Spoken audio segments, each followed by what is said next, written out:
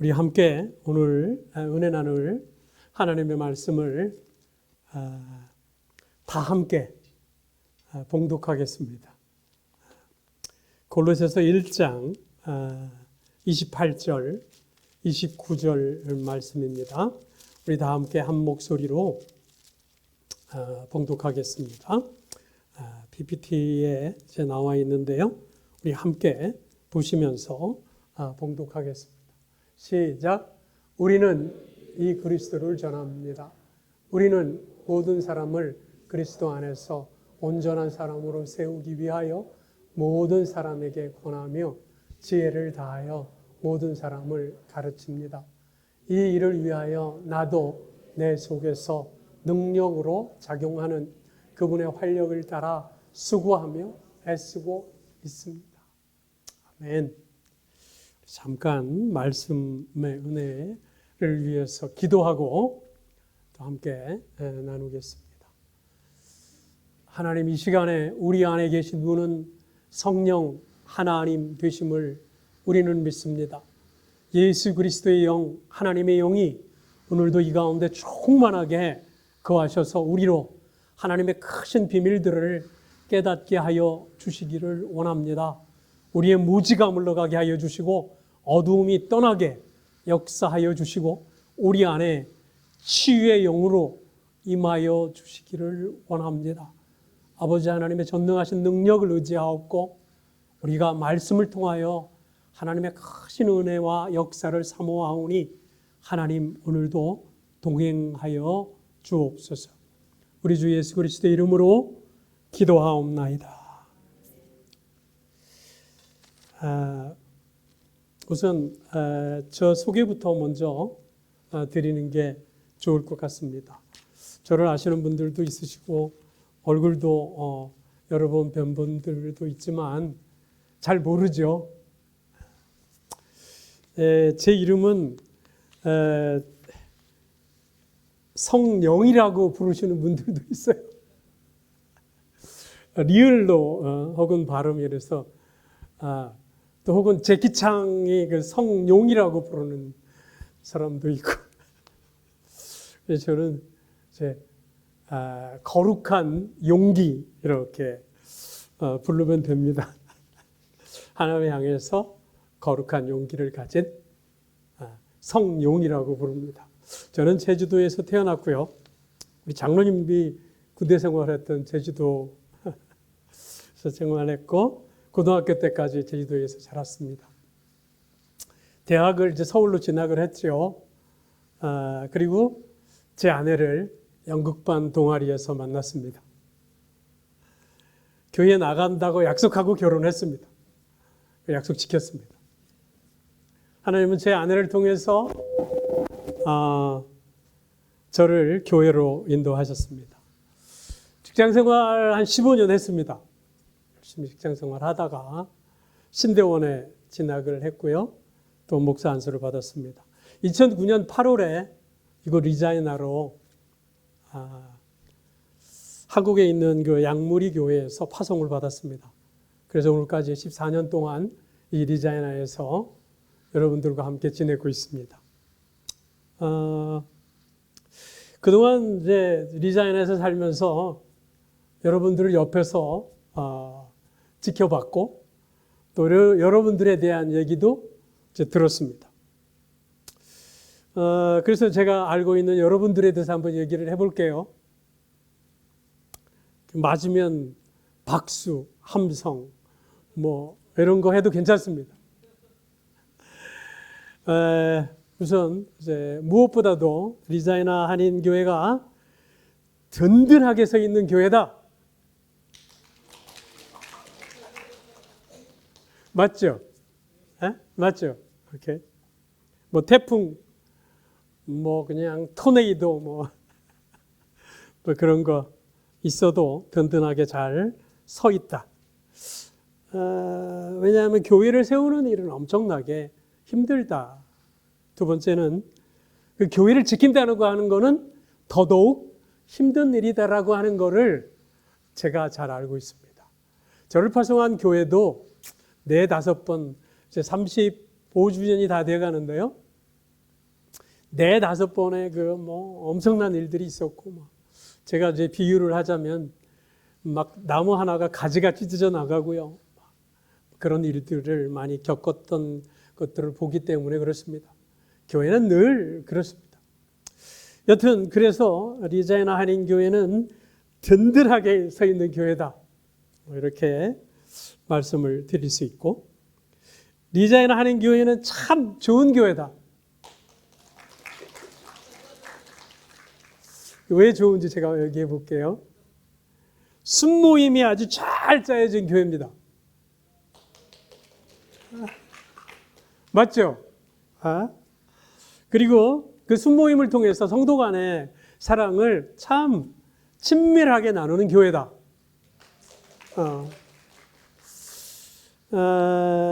그 다음에 목회자나 또 장로나 집사들이 막 우쭐대고 나서서 교회 전체를 대표하는 그런 리더 중심의 이런 게 아니라 성도들이 모두가 중심이 된 교회다.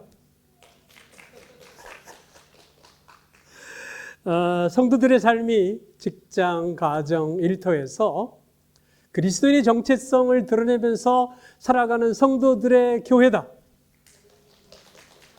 뭐 이런 많은 이야기들은 제가 들은 바가 많이 있습니다. 이렇게 하지 않았다, 또 이렇게 지켜가고 있다 하는 많은 얘기들을 듣고 있습니다.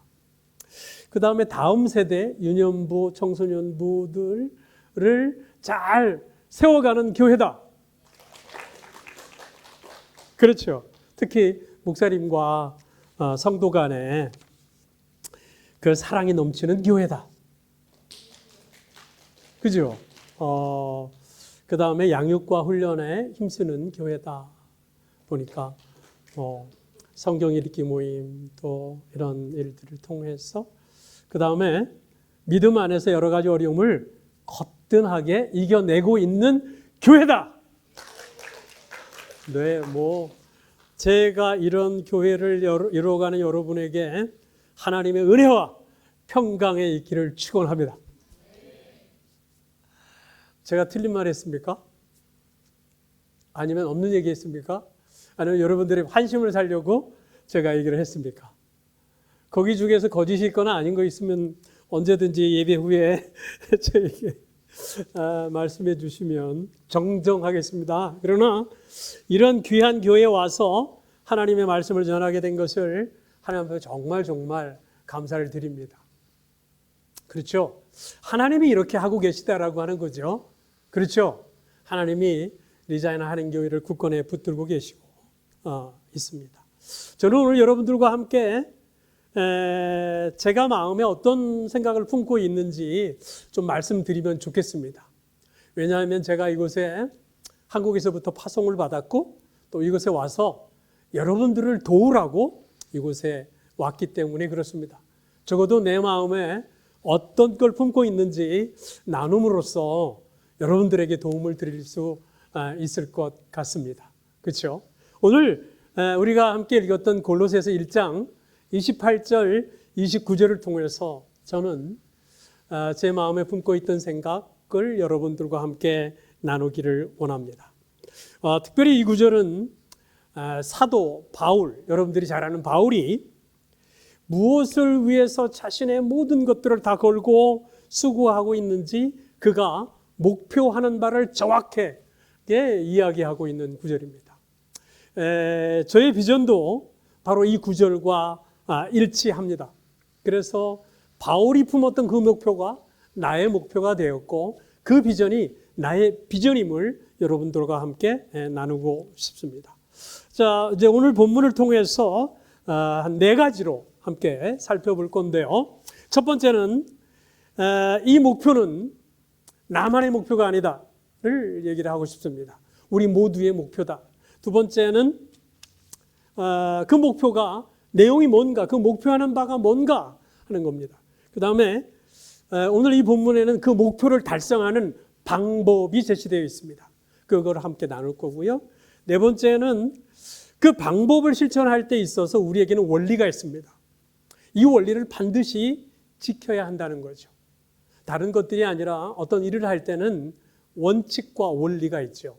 이 원리를 지키는 것은 굉장히 중요합니다. 오늘 그 원리가 오늘 본문에 이제 등장하고 있습니다. 자, 오늘 읽은 본문에서 첫 번째로 이 목표는 나의 목표고 우리 모두의 목표다라고 하는 얘기를 하고 싶습니다. 오늘 우리가 읽은 본문에서 시작하는 게 우리가라고 시작을 합니다. 여기서 우리가라고 할 때 이 골로새서는 바울과 디모데가 골로새에 있는 성도들에게 쓰는 편지입니다. 그러니까 우선은 이 글을 쓰고 있는 디모데와 그 다음에 바울이라고 하는 사람을 얘기하고 있다고 알 수 있습니다. 그리고 이 골로새서 뒤편에 가면 문안한다라고 얘기를 하는 표현들이 사장에 가면 등장을 하는데 후반부에 가면 이 바울과 함께 감옥에 갇힌 아리스다고라고 하는 사람이 등장하고요. 또 내 사정을 너희에게 알릴 두기고라고 하는 사람도 등장합니다. 그리고 너희에게서 온 오네시모라고 하는 사람도 등장합니다. 그리고 바나바의 조카 마가라고 하는 이름도 등장합니다. 그리고 유스도라고 하는 사람도 등장하고요. 그리고 너희에게서 온 에바브라라고 하는 사람의 이름도 등장합니다. 이 사람들은 다 누구냐? 사도 바울이 복음을 전할 때 그와 함께 하면서 복음을 전하고 소식을 전하기도 하고 또 거기에 있는 사람들하고 왕래하면서 그곳 사정을 바울에게 알려주었던 사람들입니다. 그러니까 곧 오늘날에 김대중 목사님과 함께 기도하고 순장하고 또 가르치고 하는 일들을 하는 여러분들이 곧 바로 이 사람들과 동일한 바로 그런 역할을 하고 있는 사람들이라고 말씀을 드릴 수 있습니다. 곧 바울과 함께 복음을 전하는 사람들, 곧 오늘날에 교회는 복음을 전하는 공동체인데 바로 그 교회에서 함께 일하는 바로 그 사람들이다라고 말할 수 있습니다. 곧 여기서 우리가라고 말할 때 그 우리는 곧 오늘날에 우리 모든 성도들을 가리킨다고 말할 수 있다. 그런 얘기죠. 오늘날 예수를 믿고 교회에 소속된 모든 사람들이 바로 이 우리라고 하는 말에 포함될 수 있다라고 하는 것입니다. 그래서 오늘 본문에서 우리는 바로 우리 모두가 다 대상이다라고 하는 얘기입니다. 자, 이제 두 번째 부분으로 넘어가 보죠. 그러면 오늘 이 본문에서 우리가 글을 전파하여 제 성경은 각 사람을 권하고 모든 사람을 모든 지혜로 각 사람을 가르침은 무엇을 하기 위함이라고 말하고 있느냐 하면 모든 사람을 그리스도 안에서 완전한 자로 세우려 함이다라고 하는 위대한 목표를 분명하게 이야기하고 있는 것입니다. 오늘 본문은 우리 모든 성도들이 바라봐야 할 목표에 대해서 이야기하고 있습니다. 목표는 너무너무 중요합니다. 꼴대 없이 어찌 그죠? 꼴이 들어가겠습니까? 그렇죠? 오늘 우리가 읽은 데서 여러분들이 읽었던 성경에서는 모든 사람이라고 표현을 했고 제가 가지고 있는 성경에서는 각 사람이라고 우리가 글을 전파하여 각 사람을 권하고 그리고 모든 지혜로 각 사람을 가르치고 그리고 각 사람을 그리스도 안에서 완전한 자로 세우려 합니다라고 하는 이 각 사람이라고 하는 것에 굉장히 빈도수가 많이 등장을 합니다. 이 각 사람, 그러니까 개개인 한 사람 한 사람, 그래서 모든 사람에게 다 관심을 가지고 있다라고 하는 것을 오늘 이야기하고 있습니다. 교회 안에는 잃어버린 영혼이 있어서는 안 된다라고 하는 말입니다. 오늘날 잃어버린 영혼은 어디에 있을까요? 교회 안에 많이 있습니다. 그게 정말 슬픈 현실이기도 하고 또 우리에게 경각심을 일깨워주는 이야기입니다. 각 사람이라고 할 때 이 사도 바울은 그의 목표가 한 사람 한 사람을 그리스도 안에서 완전한 자로 세우려고 하는 그 열망이 있었다라고 하는 것입니다. 그래서 각 사람의 수준을 어디까지 이르게 하고 싶은가 하는 거예요. 오늘 본문은 뭐라고 말합니까? 그리스도 안에서 완전한 자입니다. 영어 표현으로는 perfect in Christ. 그리스도 안에 있는 그 사람을 완전한 자로 세우는 것이 바로 사도 바울이 목표하고 있었던 것입니다. 자, 그리스도 안에서 완전한 자라고 하는 이 표현은 두 가지 의미를 가지고 있죠. 그리스도 안에 있음으로 완전한 자가 되었다라고 하는 것입니다. 두 번째 의미는 무엇이냐면 그리스도 안에 있음으로 이제 완전하게 된 자는 점점 더 어떻게 해요? 완전하게 이르러 가야 한다라고 하는 것입니다. 이 두 가지가 하나가 된 의미입니다. 완전하가 된 자가 완전에 이르지 않는다면 그 완전은 불완전이죠. 우리는 불완전한 자들이었죠. 예수 그리스도 밖에 있을 때는 우리는 결코 완전해질 수 없는 존재들이었습니다.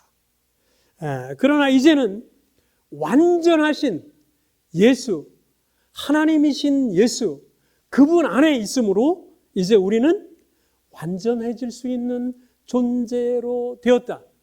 이제 우리가 거듭났고 새로운 피조물이 되었다. 그리스도 안에 있는 자는 뉴 크리에이션이다 라고 말하지 않습니까? 그것처럼 예수 그리스도에게까지 자라가야 하는 것이 바로 바울이 목표하고 있었던 바로 그 지향하는 그 목표였다라고 하는 것입니다. 그리스도 안에서 완전한 데까지 성장하고 자라가고 그 수준에까지 이르러 가야 한다는 것이 모든 우리가 추구하고 우리가 가야 할 그 꼴이다. 이렇게 말하고 있습니다.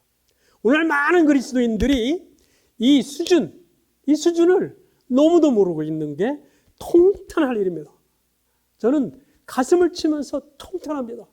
그 정도 수준에 이르려고 예수 그리스도가 십자가에서 죽으시고 그리고 부활하셔서 그리고 이 일들을 이루셨는가? 그 하나님의 놀라운 능력을 무시하는 것이 아닌가? 이 정도 수준의 일을 하고 그리스도인들이 되었다? 말도 안 되는 얘기들을 하고 있는 거죠. 지탄받고 손가락질 받는 그 일들은 이 목표를 정확히 모르고 정말 하나님이 우리를 이루신 그 수준의 높이가 얼마인지를 정말 무시하고 멸시하기 때문에 일어나는 현상들이다라고 말할 수 있습니다. 그리스도인은 그리스도의 장성한 분량이 충만한 데까지 이르러야 한다. 이것이 바울이 얘기했던 바로 그 목표와 동일하다라고 하는 것입니다. 이것이 모든 성도가 바라봐야 할 목표다. 여러분 이 구절 다 외우시기 바랍니다. 이게 우리가 바라보는 목표고 하나님이 바라셨던 목표였고 바로 우리가 달려가야 할 바로 그 지점이다. 이 말이죠. 그죠? 꼬린 지점을 모르고 아직도 어디까지 가야 될지도 모르고 이렇게 헤매고 있는 것은 아닌가 하는 겁니다. 자, 이제 세 번째로 그렇다면 그 방법을 좀 알려주셔야죠. 알겠는데 그 목표를 이루려면 그 방법도 성경이 제시하고 있다라고 하는 것입니다. 앞에서도 말씀드렸지만 교회의 목표는 모든 성도의 목표는 그리스도인이 바라봐야 하고 달려가야 할 그 꼬린 지점은 각 사람을 그리스도 안에서 완전한 자로 세우는 것이다. 세워가야 한다는 것이죠. 그죠? 집을 짓기 위해서 골조 하나만 세워놓고 덩그마니 놔두 터만 닦아놓고 그러는 게 아니에요. 세워가야 하고 집이 이루어져야 하고 집이 지어질 뿐만 아니라 그곳에서 파티하고 즐겁게 얘기하면서 살아갈 그거를 바라보고 있단 말이에요. 자, 그러기 위해서는 성경은 오늘 그 방법을 제시하고 있습니다. 세 가지로 제시하고 있죠. 첫 번째는 글을 전파하라. 두 번째는 뭡니까? 각 사람을 권하라는 거예요. 그리고 모든 지혜로 각 사람을 가르치라는 거예요. 오늘 본문에서 얘기하는 바로 그를 전파하라, 각 사람을 권하라, 그리고 각 사람을 가르치라. 이 세 가지 방식을 통해서, 방법을 통해서 그리스도 안에서 완전한 자로 세워져 갈 수 있다라고 말하고 있습니다. 자, 첫 번째, 그를 전파하라고 하는 것입니다. 그를 전파하라. 그를 전파하라. 엉뚱한 거 말고 바울이 전하는 것은 바로 누구를 말하고 있습니까? 그는 누구를 말합니까? 예수. 예수는 어떤 분이십니까? 예수는 어떤 일을 하셨습니까? 왜 예수여야 합니까? 라고 하는 그 말에 골로새서 1장 23절부터 23절까지는요, 위대한 그분이 만유 위에, 만물 중에 얼뜸이 되신다. 모든 창조물을 있게 하신 바로 그분이다. 그분에 의해서 by him, 그분 안에서 in him, 그리고 그를 위해서 for him, 모든 초점이 예수 그리스도 그분을 향해 있고, 그분은 supreme mercy, 위대한 주권자 되신다. 우주 만물을 통치하시고 보존하시고 만물을 이끌어 가시는 바로 그분 되신다라고 선언하고, 바로 그 예수가 우리를 위해서 십자가에서 죽으셨다. 왜요? 불화했던 우리를, 죄에 빠져서 흑암의 권세에서 도저히 빠져나올 수 없어서 죄에 얽매이던 우리를 그 흑암의 권세에서 하나님의 나라로 옮기신 바로 그 일을 이루신 분이 바로 예수 그리스도다. 하나님과 불화했던 우리를 예수 그리스도가 십자가에서 흘리신 그 보혈의 피로 우리와 하나님을 화목하게 하시는 분이 바로 예수 그리스도다. 그러므로 예수 그리스도 없이 하나님과 화평하는 일은 없다. 예수 그리스도가 십자가에서 죽으심으로 그분이 우리를, 불화했던 우리를 하나님과 화해하게 한 바로 그 예수 그리스도, 그분으로 말미암아, 그분의 십자가의 피로 말미암아 우리가 이제 화평케 된 자들이 되었다. 그를 전파하라. 그를 전파하라. 그를 전파하라 라고 오늘 말하고 있습니다. 뿐만 아니라 이제는 우리를 거룩하고 흠없고 책망할 것이 없는 자로 하나님 앞에 세우시기 위하여 그분은 부활하셨다. 아멘, 아멘, 아멘. 우리는 거룩할 수도 없는 존재였고 흠없는 존재가 될 수 없었고, 그저 내가 원하는 것들만 하는 이기적이고 무적 셀피시하고 나밖에 모르는 존재들이었지만, 이제는 하나님 앞에 당당하게 그분의 자녀들로 설 수 있는 일들을 그분이 십자가에서 죽으심으로 다 갚고, 이제는 하나님 앞으로 인도하시기 위해서 그분이 다시 살아나신, 부활하신 예수 그리스도다. 그를 전파해야만 이 땅의 사망 권세에서 살아나는 일이 있다. 다시 잠자는 자들의 첫 열매가 되신 것과 같은 그런 일들이 일어난다. 예수 없이는 아무것도 일어나지 않는다. 소망 없는 이 땅에 오직 소망인 예수 그리스도다. 그 얘기를 했죠. 이 복음은 천하 만민에게 전파되었습니다. 어떤 누구에게도 다른 복음은 없습니다. 오직 이 복음만이, 이 복음을 믿는 자마다 예수 그 아들 안에서 구속, 죄 사함을 얻습니다. 용서받습니다. 할렐루야. 여러분의 모든 죄가 예수 그리스도를 통해서 용서받았습니다. 이 예수를 전파함 없이는 어떤 누구도 하나님 앞에 설 자격이 없다. 그를 전파하는 일을 통해서만 오직 생명을 살리는 길이 있다. 바울은 오늘 그 방법, 그리스도 안에서 완전해지기 위해서는 이 예수 그리스도 없이는 일어날 수도 없는 일이라고 첫 번째 단계로 그를 전파하라고 말하고 있습니다. 여러분은 어떻게 해야 됩니까? 여러분은 어떻게 해서, 누가 전한 복음 때문에 여러분 오늘 살아나게 되셨습니까? 전파함 없이는 누구도 살아날 길이 없기 때문에 그리스도 안에서 완전해지기 위해서 오직 그 길만이, 그리스도를 전파하는 길만이 사는 길의 첫 번째 단계라고 말하고 있습니다. 자, 이제 두 번째, 그 복음을 전파할 때 나도 이 세상에 소망이 없었지만 그 예수를 내가 받아들이고 이제 내가 살 소망이 있다. 그렇게 영접한 사람들을 어떻게 해야 합니까? 두 번째 단계는 그럽니다. 각 사람을 권하는 단계다. 각 사람을 권하는 단계예요. 여러분, 예수 믿고 그리스도인으로 살아가는 일이 무엇인지 알려주어야 합니다. 예수를 믿었는데 어떻게 살아야 될지, 마치 아프리카 사람을 여기 데려다 놓고 리자인에서 살아보세요. 아무런 인포메이션 주지도 않고 그렇게 하는 건 너무 무리한 거 아닙니까? 마찬가지로 예수를 믿은 그 사람을 어떻게 살아야 되는지, 또 어떤 삶으로 인도해야 되는지 알려주어야죠. 마치 영주권을 받고 왔는데 랜딩 서비스 해주는 것처럼 차는 어떻게 구해야 되며 집은 어떻게 구해야 되며 이런 거를 알려주는 것처럼 그리스도 안에 완전한 자로 세우기 위해서는요, 이 권하는 단계가 반드시 필요합니다. 왜요? 이때가 옛날로 이전의 삶으로 돌아가고 싶은 정말 생각이 많을 때잖아요. 내가 괜히 믿는다고 했나 보다. 이러면 내가 믿지 말걸. 이럴 거면 내가 왜 그 믿는다고 해가지고 이 고생이야.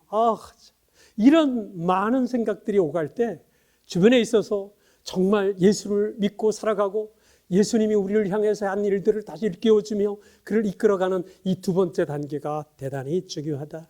그 말이죠. 이 두 번째 방식을 통해서 그리스도 안에서 이제 점점 살아볼 생각도 하고, 기도 안 하던 내가 기도하기도 하고, 말씀 보지 않던 내가 말씀을 함께 보려고 하는 것들을 일어나게 한다는 것이죠. 그러니 그리스도 안에서 완전히 세우기 위해서는 이 일을 우리가 해야 한다. 그 말입니다. 세 번째 단계는 모든 지혜로 각 사람을 가르치라라고 하는 말을 오늘 세 번째 단계로 제시하고 있습니다. 그리스도 안에서 완전한 자로 세워가기 위해서는 말씀으로 그를 세워줘야 한다는 것입니다. 여기서 가르치다라고 하는 표현이 등장하죠. 여기서는 실천하도록 그리고 지키도록 그럴 수 있을 단계까지 가르친다라고. 요즘은 지식 전달을 가르친다라고 하는 것으로 끝나는 경우가 많이 있는데, 특히 이제 한국이나 서양은 좀 더 다른 그런 개념들을 가지고 있지만, 예수님께서 제자 삼으라고 마태복음에서 말씀하실 때 가르쳐 지키게 하라라고 하는 말씀을 덧붙이면서 그 예수님의 계명과 분부한 모든 것을 가르쳐서 지켜서 그것을 순종하는 삶으로 나아갈 때까지 그러도록 이끌어주고 가르쳐라라고 하는 의미가 여기에 들어가 있단 말이죠. 그리스도 안에서 완전한 자로 세워져 가기 위해서 하는 방법 세 번째가 뭐냐면, 그리스도 안에서 완전한 자로 세우려면 모든 지혜로 각 사람을 가르쳐야 한다라고 하는 것입니다. 각 사람을 모든 지혜로 가르쳐야 된다라고 하는 것은 예수 믿는 사람들의 영적인 성숙도가 다 다릅니다. 어떤 사람도 똑같은 사람이 없습니다. 이 안에 여기 있지만 다 다릅니다. 각 사람에게 맞추어서 개별, 맞춤형으로 그 사람에게 맞게 가르쳐야 한다는 말입니다. One for one 아닙니다. 반드시 그렇습니다. 교회는 많은 사람들이 모이죠. 그래서 신앙의 성숙도가 사람마다 다르죠. 그러나 그렇기 때문에 서로 깊은 얘기를 안 해요. 왜냐하면 이 정도가 다르기 때문에 그 얘기를 괜히 했다가 그 사람을 상처 주기도 하고 또 다른 데 가서 얘기를 해버림으로써 그러니까 오히려 많은 얘기들을 나누지 못할 경우들이 많이 있죠. 그렇기 때문에 이 교회에서는 굉장히 주의하긴 하지만 사실 교회에 와서 그 많은 얘기를 나누고 싶지만 그렇지 못하는 경우들이 많이 있는 것이 사실입니다. 그래서 이제 주일 예배만 와서 드리고 돌아가기도 하고, 자기 안의 아픔 그거는 오히려 한국에 있는 분하고 통화하면서 글쎄 있잖아, 나 교회 가면 누구랑 얘기할 사람이 없어, 이러는 지경에까지 이르러서 교회가 예배드리러 모인 사람들 간의 관계로만 끝나버리는 그 아주 제한된 그런 모임으로 끝나고 말죠. 저는 2달 동안 한국에 갔었습니다.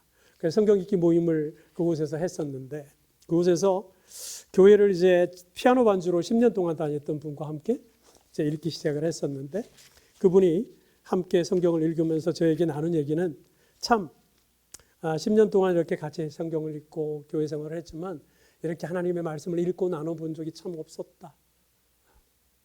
2살 때 그 권사님은 아버지 돌아가시고 어머니가 재혼하면서 자기를 큰 댁에다 맡겨놓고 재혼을 해버려서 그분은 학교 갈 엄두도 못 내고 일만 하던 그런 권사님인데 20년 동안 교회를 다니고 때로는 뭐 성경 퀴즈 내고 또 찾아서 쓰기도 하고 했지만 성경을 읽으면서 이렇게 나누다 보니까 정말 이제야 깨달아져서 너무 좋은 시간이었다라고 하는 얘기도 들었던 적이 있습니다. 교회 안은 굉장한 배경과 다양한 상황에 있는 사람들이 너무도 많이 있습니다. 그런데 모든 지혜로 각 사람을 다가가고 그들의 영적인 성숙도에 맞게 그들을 그리스도 안에서 완전한 자로 세워야 한다는 것입니다. 이것이 교회가 추구해야 하고 우리가 추구해야 할 바다 이 말이에요. 너는 아직 내 수준에 이르지 못했기 때문에 너는 우리 교회에 나오지 마. 이런 게 아니지 않습니까? 너는 이렇게 행동하니까 우리 교회 오지 마. 너 어떻게 우리 교회 다닌다 그러면서 그런 행동 우리한테 와서 할 수 있어. 이런 게 아니라고요. 하나님이 그들을 위해서 죽으셨고 그들을 위해서 자기 목숨을 내어주고 그런 사람들 아닙니까? 그러면 어떻게 하라고요? 그리스도 안에서 모든 지혜로 각 사람을 잘하도록 돕고 우리가 그렇게 해야 하는 목표에 이르러 가야 할 그런 사람들이다 라고 오늘 이야기하고 있는 것입니다. 자, 이제 그 목표가 정해졌고 방법도 정해졌습니다. 이제 그것을 실행하는 원리를 바울은 오늘 제시하고 있습니다. 이 구절에서 이를 위하여 29절에 그렇게 시작을 하죠. 이를 위하여 28절에서 우리가 그를 전파하고 각 사람을 권하고 또 모든 지혜로 각 사람을 가르치면 각 사람을 그리스도 안에서 완전한 자로 세우려 함이니 이를 위하여 그러니까 이 앞에 있는 모든 것들을 다 받는 거 아닙니까? 이것을 위해서 나도 내 속에서 능력으로 역사하시는 이의 역사하심을 따라 힘을 다하여 수고하노라. 이 29절에서 그 원리들을 설명을 하고 있는데 이를 위하여 사도 바울은 이것을 위해서 달려갔습니다. 그의 온 모든 것을 다 바쳤습니다. 힘을 다하여 수고한다라고 하는 표현을 여기서 하고 있는데 힘을 다하여 수고한다. 힘을 다한다? 다한다는 말은 올림픽에서 마라톤 경주가 아주 좋은 예가 될 것입니다. 42.19km를 달렸던 그 마라톤 선수가 고른 지점에 딱 들어오고 나서 어떻게 합니까? 그냥 쓰러져 버리죠. 더 이상 힘이 남아있지 않다는 거죠.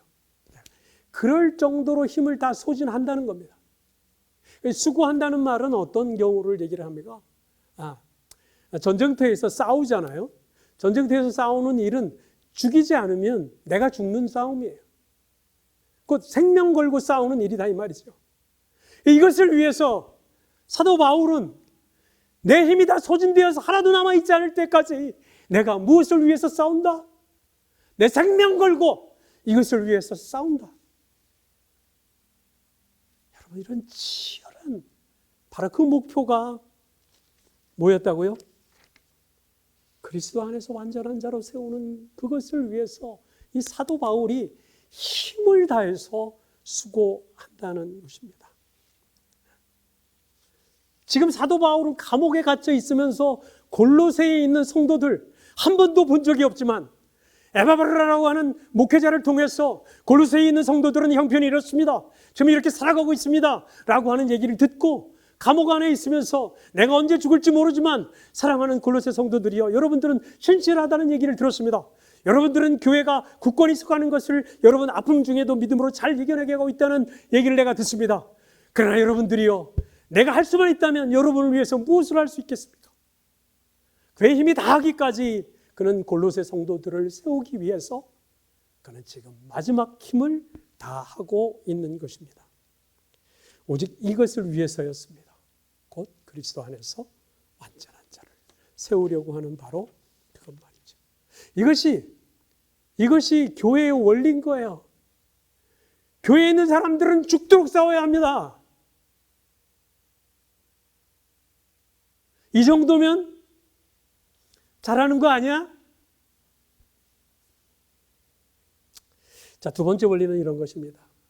사도 바울이 했던 것은 자기 자신을 다 쏟아붓는 것이었습니다. 그러나 그 배경에 있는 원리가 있습니다. 힘을 다하는 원리는 우리의 원리지만 그 다음에 의지하는 것이 있는데, 나도 내 속에서 역사하시는 이의 역사하심을 따라 라고 하는 내 안에 계신 성령 하나님을 의지하는 바로 그 성령 하나님의 역사하심을 따른다라고 하는 원리 말입니다. 여러분과 제 안에 계시는 분은 누구십니까? 성령 하나님 아닙니까? 예수 그리스도를 영접할 때 예수 그리스도의 영이 우리 안에, 저와 여러분 안에, 그리고 이 교회 안에, 우리 모두 안에 성령 하나님이 좌정하여 계시고 내주하여 계시지 않습니까? Dwell in. We are in Christ, Christ in me. 우리가 예수 안에 있고 예수가 우리 안에 있고, 그러므로 우리는 다 예수 안에 성령 안에서 하나 된 바로 그분의 자녀들 아닙니까? 성령님의 인도하심을 받고 복음을 전하였습니다. 간혹 성령의 인도하심을 받는다라고 하는 사실을 어떤 사람들은 직접적으로 성령님이 말씀해 주셨어 라고 이야기하는 분들도 있습니다. 오늘 밤에 하나님이 나에게 나타나셔서 이렇게 말씀하셨어. 그렇습니까? 자, 그거는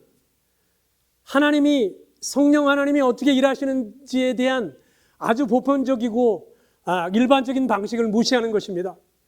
성령 하나님의 인도는 하나님의 말씀과 기도로 우리에게 인도하십니다. 자, 또 두 번째 오해는 이런 것입니다. 성령님이 인도함을 받으면 어떤 고난이나 어려움이나 핍박이 없을 것처럼 여기는 사람들이 있다는 것입니다. 성령님이 인도하심을 받으면 모든 일이 일사천리로 잘 된다. 결코 그렇지 않습니다. 그렇다면 사도 바울은 왜 성령 하나님의 인도하심을 받고 이곳으로 가라고 하면 이곳으로 가고 그곳으로 가라면 그곳으로 갔는데 지금 로마 감옥에 있는 그 감옥 속에서 처박혀 있는 것입니까?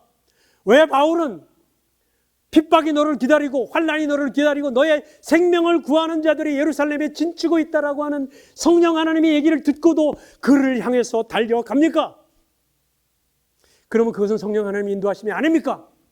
여러분들의 사업이 쫄딱 망하고 여러분들의 아이들이 안 되고 여러분들에게 병이 생기고 이 모든 일들은 성령 하나님의 인도하심이 아닙니까? 이런 거죠. 틀린 말입니다. 오히려 성령님이 인도하심으로 죽음과 환난과 핍박이 기다리고 있는 곳으로 담대하게 인도하시는 것이 성령 하나님의 인도하심이다라고 말할 수 있습니다.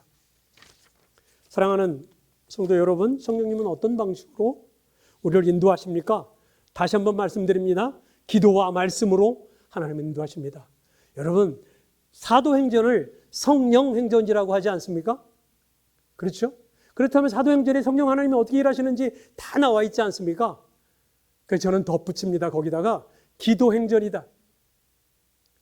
기도할 때 성령 하나님이 임하시고 기도할 때 하나님이 갈 길을 보여주시고 기도를 통해서 성령님이 어떻게 하시는지를 다 보여주셔서 베드로와 고넬료가 만나고 베드로가 기도할 때 환상 중에 하나님이 알려주시고 고넬료가 기도할 때 환상 중에 알려주셔서 두 사람이 만나게 하시는 일들이 다 기도를 통해서 성령님이 어떻게 역사하시는지를 이끌어 가시지 않았습니까? 두 번째는 말씀으로 역사하신다고요. 말씀을 전할 때 그들이 말씀을 들을 때 성령이 그들에게 임하였더라. 할렐루야. 성령 하나님이 기도와 말씀으로 역사하십니다. 다른 어떤 것으로 역사하지 않는다 그 말이죠. 성령님의 충만한 인도하심을 구하고 계시다면 기도하시기 바랍니다. 하나님의 뜻은 오직 성경 하나님의 말씀에 다 드러나 있습니다. 기도와 가서 그냥 성령 하나님이 직접 얘기해 주시는 것을 찾고 그것을 의지해서 내가 이런 것들은 성경이 이미 하나님의 뜻을 우리에게 전해준다라고 하는 것을 무시하는 겁니다. 성령님은 오늘도 기도와 말씀을 통해서 그분들의 백성을, 그분들의 양들을 인도하고 계시다라고 하는 것이 오늘 사도 바울이 모든 방법과 또 그 목표를 향해서 달려가는 원리였다 그 말입니다. 바울은 자신 속에서 역사하시노니 성령 하나님의 인도하심을 받고 있습니다. 어떻게 해요? 기도와 말씀으로 그 일들을 하고 있다 그 말입니다. 이 편지를 써서 골로새에 있는 성도들을 위로하고 격려하고 감사하고 있습니다. 자, 이제 말씀을 마무리하겠습니다. 저는 오늘 본문 말씀을 통해서 교회가 뭘 추구해야 하는가 하는 목표에 대해서 말씀을 드렸고, 그 목표를 이루는 방법에 대해서 말씀을 드렸고, 이 목표를 이루어가는 실천 방안에 대해서 어떤 원리를 가지고 해야 되는지에 대한 것도 오늘 본문을 통해서 함께 살펴보았습니다. 각 사람은 그리스도 안에서 완전한 자로 세워가는 것, 그것이 우리가 지향해야 될 목표다라고 하는 것입니다. 이 목표를 이루는 방법은 그를 전파해야 되고, 각 사람을 권해야 되고, 그리고 모든 사람을 모든 지혜로 각 사람을 가르쳐야 한다라고 하는 그 방법을 얘기를 했습니다. 이런 것들을 실천하는 원리는 힘을 다해서 소진하도록 최선을 다해야 한다는 거예요. 여러분, 돈 벌기 위해서는 어떻게 합니까? 좋은 직장 들어가기 위해서는 20년 동안을 초등학교, 중학교, 고등학교, 대학교 그리고 또 트레이닝을 받지 않습니까? 그 힘을 다하는 수고를 우리가 해야 한다 그 말이죠. 영적인 것들을 위해서 해야 한다라고 말하고 있죠. 그런데 그 모든 수고를 다 성령 하나님의 인도하심을 받고 해야 한다라고 말하고 있습니다. 자, 이제 우리가 살펴본 본문 내용들을 통해서 우리가 이제 적용을 한번 여러분들과 잠깐 나눠보죠. 우리가 그리스도 안에서 완전한 자로 세워져 가고 있습니까? 하는 질문 앞에 우리는 뭐라고 대답할 수 있을까요? 나는 얼마나 주님을 닮아가고 있는가? 아니, 내가 주님을 닮아가려고 얼마나 몸부림치고 있는가? 아니, 주님 닮아가는 건 전혀 딴판이고 나는 내 아버지를 닮아가고 내 어머니를 닮아가고 주변에 있는 사람을 닮아가려고 얼마나 애쓰고 있는가? 우리 현재 모습을 비춰보기를 원합니다. 혼자 잘난 거 아닌가? 나의 기준에 맞추어서 신앙생활을 하고 있는 거 아닌가? 이 정도면 됐어. 오히려 야, 다른 사람들은 이 정도 수준인데 나는 괜찮지 않아? 이 정도 수준 가지고 혹은 야, 다른 사람은 그런데 나는 안 그러잖아 라고 하는 그릇된 안정감에 쌓여서 나는 이 정도면 됐다라고 하는 그런 완전함에 못 미치는 핑계들을 갖다 대고 있지는 않는가 하는 그런 것들을 한번 도전을 우리가 받아야 된다고 생각합니다. 두 번째는 이런 것들을 이루기 위해서 우리가 성경적인 실천 방법을 다 알려줬다면 그거를 실천하고 있는가를 돌아봐야 되지 않겠습니까? 성경이 그렇게 말하고 있지 않습니까? 방법을 모른다고요? 하나님의 뜻을 모르겠다고요? 방법을 이미 알려주고 그렇게 하라고 이렇게 하면 된다라고 말해줬는데 우리가 그렇게 하고 있는가? 그를 전파하고 있는가? 그를 한번 전파해 보시기 바랍니다. 여러분, 거리에 나가서 생명, 당신 죽어가고 있는데 당신 사는 길이 있다. 내가 15년 전에 왜 리자이너에서 여기서 온 줄 아냐? 당신을 만나기 위해서 온 거다. 각 사람을 권하고 있습니까? 각 사람을 권하고 있습니까? 우리는 주변 사람, 교회 식구들, 처음 온 사람, 시리에 빠진 사람들, 아픈 사람들, 외로운 사람들을 돌아보고 형편을 살피고 있는가? 아니면 나만의 문제에 골몰하고 있는가? 내 직장 문제, 내 아이 문제, 내 재정 문제, 내 아픔, 그거에 초점을 맞추고 다른 사람은 돌아볼 틈도 없이 그 사람이 어떻게 살건 이런 삶을 살고 있지는 않은가? 권하려면 적어도 우리가 그리스도 안에서 당신이 예수 그리스도의 말씀을 지키고 살면 당신이 이깁니다. 나와 함께 기도해 봅시다. 당신 지금 힘들지만 금방 지나갈 겁니다. 기도합시다. 우리 손잡고 전화 한 통화 합니까? 이런 것들이죠. 그럼 또 찾아갑니까? 찾아가서 함께하고 격려하고 그럴 시간을 갖고 있는 거예요. 권하고 있는 거예요. 모든 지혜로 각 사람을 가르치고 있습니까? 먼저 내가 각 사람으로 가르침을 받고 훈련되고 있는 거예요. 내가 훈련하고 있는가? 그리스도 안에서 완전한 자로 자라기 위해서 내가 훈련받고 내가 또 내 근육을 키우기 위해서 운동하는 피트니스에 가는 시간만큼이나 내가 영적으로 하나님의 사람으로 서기 위해서 그의 시간을 들이고 훈련하고 있는가?